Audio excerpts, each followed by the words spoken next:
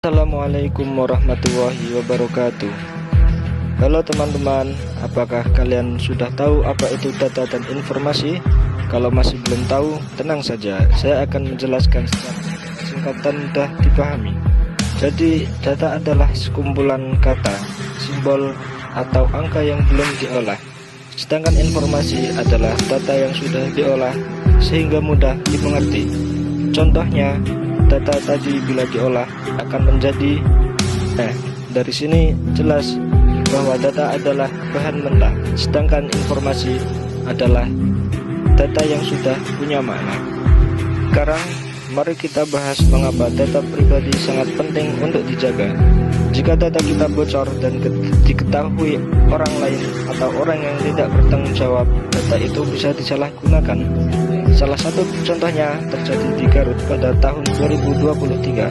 Ada seorang warga yang tiba-tiba ditagih utang dari pinjaman online, padahal dia tidak merasa mengajukan pinjaman tersebut. Setelah ditelusuri, ternyata ada sekitar 470 data warga yang bocor dan digunakan oleh pihak tidak bertanggung jawab untuk mendaftarkan pinjaman online.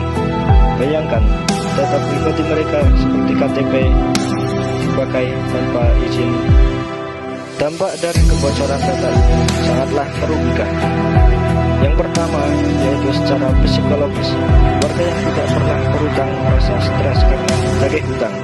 Dan yang kedua, secara finansial, muncul kerugian karena ada kewajiban membayar suatu yang tidak pernah mereka lakukan. Dan ingat, ini baru satu kasus. Di Indonesia masih banyak sekali kasus kebocoran data lain yang serupa. Lalu, bagaimana bisa data warga Garut tersebut bocor?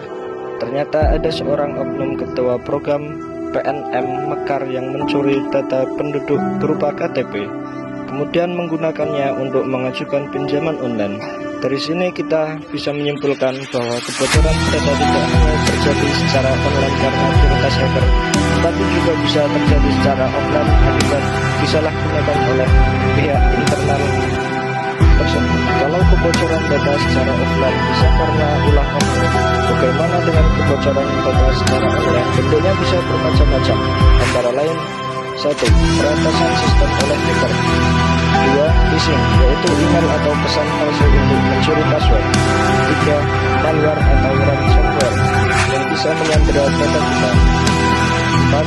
Password lemah, misalnya pakai 123456 atau tanggal lahir yang mudah ditebak.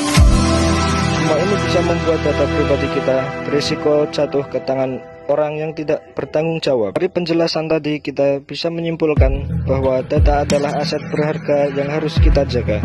Kebocoran data bisa terjadi secara offline maupun online. Dampaknya bisa merugikan baik secara psikologis maupun finansial.